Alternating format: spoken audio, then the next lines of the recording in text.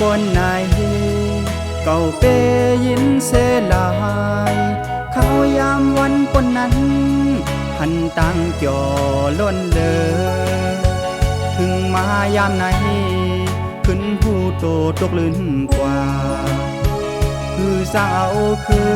นข้าวยามอันปนมานั้นสอดป้านอนเก่าตกลื่นข้าวยามเยาว์หู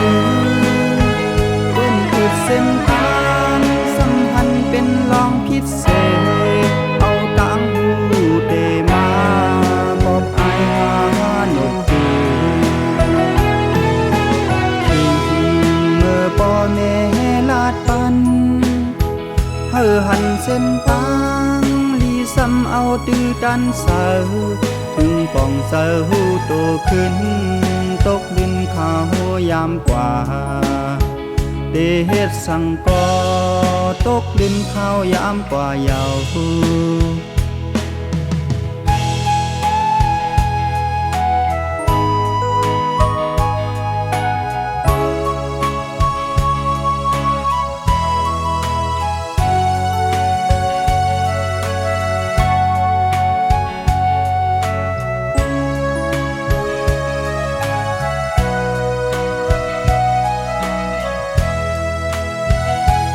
ป้านอนเก่า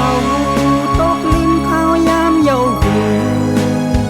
เปิ้นจุดเส้นทางสัมพันธ์เป็นลองพิเศษเอาต่างหูเตมาบอกอายหาหนุดดี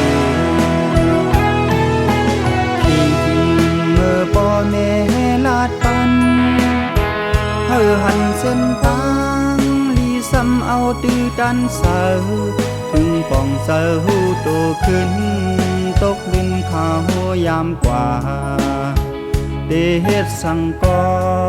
ตกดินข้าวยามกว่าเยาว์สาดป้านอนกอ